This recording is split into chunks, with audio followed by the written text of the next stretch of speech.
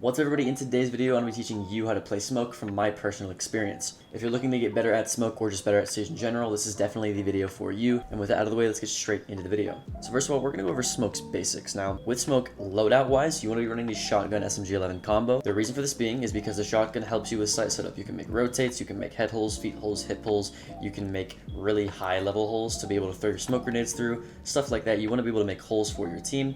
But also, if you want that long ranged aspect that the FMG9 brings, you can just use the SMG-11, right? Because if you get good enough at this gun, it's good enough for most ranges, but even then, you're not going to be using long-range gunfights anyways, because you're going to be in sight behind a deployable shield, using mid to close-range gunfights more often than not, so never bring the FMG-9, always bring the shotgun. That being said, if you're bringing the shotgun, you need to know what to do. So first of all, you're going to do most of the sight setup in terms of holes, right? Like I said, head holes, feet holes, hip holes, rotates, stuff like that. I'll use upstairs Oregon as an example, right? You have a rotate right here, and then you have head holes here, maybe, if you're playing them. And then you could come around to this wall and put head holes here as well. And then you come over here and you make feet holes. And then also you can make this a rotate if you wanted to. I don't really recommend it. And then you could open this hatch as well. So all of those are pretty viable ways to use his shotgun to set up a site. Just like I said, great example of why you would go with the shotgun over the FMG9. That being said, continuing on to his loadout, of course he has the deployable shield or the barbed wire option. You always want to opt out for the deployable shield. The way that Smoke plays, his loadout is not very good, right? He has an SMG and a shotgun, not very good for most gunfights. So having a deployable shield that you can play behind makes it a lot easier for you to win certain gunfights. Also, if you're throwing smoke grenades at doorways where you know players are, it's very dangerous for you to swing a doorway, right? Because they can shoot you. But if you're behind a shield, you can easily just throw it behind the shield and not have to worry about peeking out and maybe getting shot. So another reason why playing behind a shield is good. Also, it kind of just fits Smoke's playstyle, right? Let's say I have a shield right here, and I'm playing this little slit right here and I'm peeking off of it. If you're playing behind a shield, your entire objective playing behind a shield is to waste time. Smoke's entire objective with his smoke grenades as well is to waste time, right? Because each smoke grenade lasts 10 seconds, which means you can waste a total of 30 seconds with just smoke grenades alone, which is actually huge. And if you pair that with a deployable shield, it can be really, really time wasting, especially in a meta where it's very fast paced. Smoke is very, very powerful.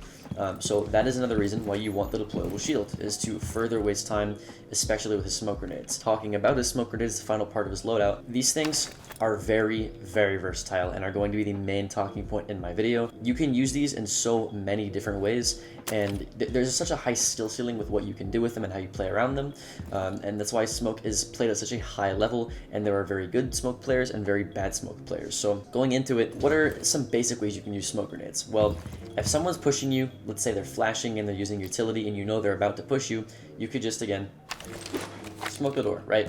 That's the most common way you use smoke, is to delay a push that you know is going to happen. The second best way that you can use smoke is to hold down two areas at once. Like I said, you have a deployable shield that you can peek off of to waste time, but then you also have smokes that can waste time somewhere else. So let's say my shield's not here, it's like over here, right? Another pretty common shield spot. What I can do, if I hear someone pushing white, and I know there's a guy trophy, it's very hard as one player to watch two areas at once, especially if you're solo queuing. You can't really communicate to your team to help you out. So what you can do is you can use a smoke grenade on the white stairs, you press the smoke grenade, activate it, and then you watch trophy. So as Smoke, you're effectively covering two areas at one time.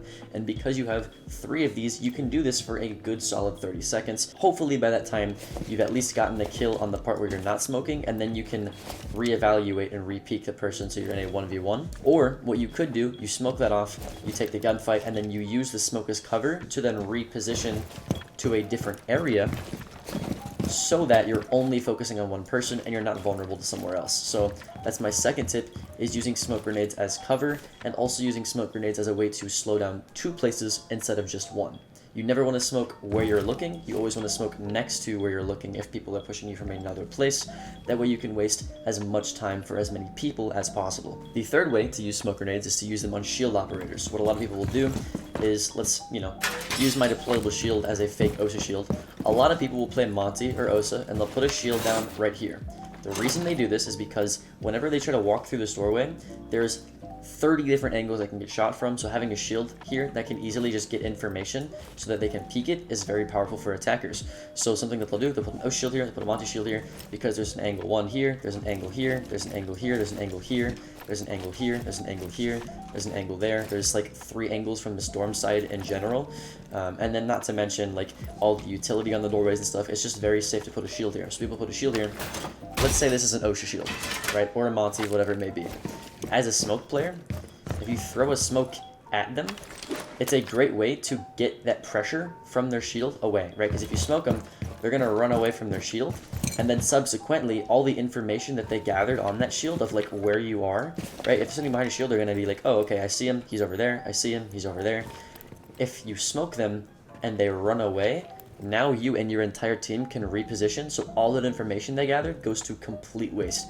And if they're a shield operator, or they just have a shield in general, it wastes a lot of time and does a lot of damage to them, which subsequently brings me into my next point.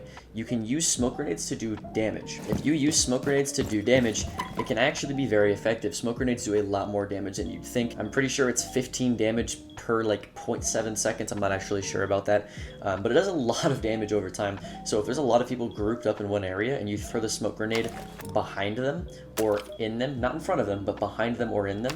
So, you know, if I'm picking this, I would throw it like that.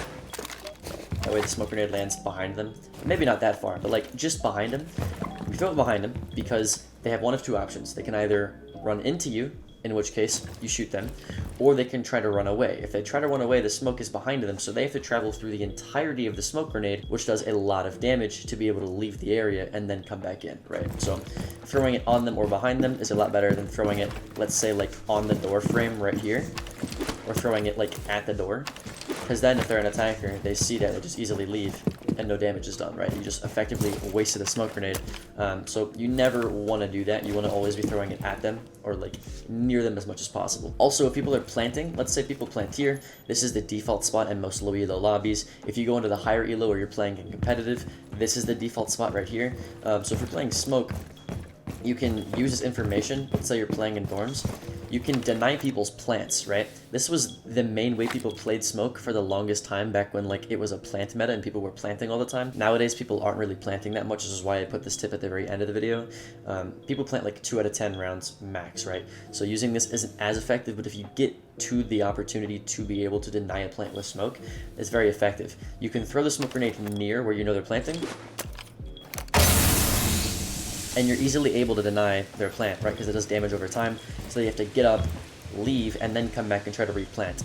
And somebody planting in general, like trying to find a place to plant the diffuser, is very, very dangerous. So you're making them leave, and then they have to redo everything and re-expose themselves to that danger to be able to plant. So it's a very, very powerful tool. But like I said, as smoke in this current meta, you want to be using the smoke grenades early and aggressively to be able to get the most amount of value out of playing smoke right now because of how fast-paced the meta is. Which then brings me on to my second example, which is going to be basement in Oregon. If you don't know, this is probably the most powerful position for smoke players to play in the entire game, is right here. It's almost always needed to have a smoke player here. And that is because people will come over here and they'll push in from blue and they'll push this hallway and they'll try to get this wall open. But if you open this wall and you play smoke here, it makes it very hard to do so. So that being said, as smoke, one thing that you need to do, like I said earlier, is using his smoke grenades aggressively. People push right here within the first 30 seconds of the round, so you can use all 3 of your smoke grenades within the first minute and a half, and then once all of your smoke grenades are gone and they're pushing you really aggressively, all you do is you leave and your reinforcers rotate, because then they only have a minute left and they have to get this entire wall open, and once they do that, you're set up because you have more angles to peek off of and you have your teammates able to help you out. So I'm going to tie this into it, but essentially I'm going to go over this site setup first. So obviously you have a rotate here, you have a shield here, you have a rotate here as well. And then what I like to do is I'll put a little hole in the top right here. That way I can throw smoke grenades into laundry, or if I'm in here, like I said, and the wall's open here, I can throw smoke grenades onto the wall from here. You also want to put holes right here. A lot of people will make the mistake of putting holes on this wall. People do that because if you want to play inside of closet, you have to cross holes and then sit behind the reinforcement, and that doesn't make a lot of sense to people, which is fair. But if you put head holes here, what they can do is they can go all the way from these freezer holes here, and they can get a deep angle into anybody trying to rotate, right? So you don't want them to be able to do that. That's why you reinforce this wall and you put head holes on this wall. That being said, you want head holes here. You want head holes here so that you can play inside of this hallway and deny anybody coming into freezer. But also, if they don't push freezer, you want to be able to get inside and play these head holes here to deny laundry. Some more holes you can do are holes right here. You can play inside of the site and deny the staircase from many different angles. You also have pillar you can deny it from. You also have the door you can deny it from. You have deep pillar you can deny it from. You have Harry Potter. So there's a lot of angles that the people on these staircases have to peek, and adding these holes just adds a lot of pressure. More holes you could add would be the holes right here. It makes it a lot harder for the people in bunker to be able to push your smoke player out if you have a person behind a reinforced wall with head holes to peek out and add aggressiveness to. You could also add holes right here. This makes it so where people can hold a long angle from pillar onto the door. Makes it very dangerous for them to push there again. But that's pretty much all you can do with site setup. So like I said, as smoke, you want to be playing smoke very aggressively and using his smoke grenades early in the round, especially for this meta. But if you're setting up site in a way where you can use head holes and holes in general in multiple different ways, you can use smoke in a very versatile way. So a good example, right? We have smoke grenades here initially. Once they push me out, I come over here, I reinforce this wall. Once they open this wall, I have holes here to be able to play off of, and I have a smoke hole here to be able to throw smoke holes with. I also have holes here if they try to push here or here. And like I said, I have holes here that I can use smoke grenades to throw if they're trying to push this doorway, or vice versa, right? If they open that wall, like I said, you can use this pillar as cover for these two areas and throw smoke grenades here onto that wall to deny them running in the wall, right? So using holes to be able to reposition yourself to be an absolute positioning menace as smoke is very powerful. You can reposition yourself to play smoke very, very aggressively, and that's one thing that you need to be utilizing as smoke is your positioning. That's why smoke has such high skill ceiling, because you can use him in such a variety of ways with the holes that you have and the way that you're able to position yourself as smoke. So that being said, that's pretty much it. It was a very basic smoke guide. If you want a very advanced smoke guide, I can also make that too. Let me know down in the comments. I have plenty of smoke footage that I can go over. If you like this style of video and you want to get better at the game of Rainbow Six Siege, I am definitely the channel to sub to. I post 4 times a week, Monday, Wednesday, Thursday, and Friday. I also post YouTube shorts. Follow me on Twitter, follow me on TikTok, like the video if you liked it. Like I said, my name is Alka, and I will see you in the next video. Later.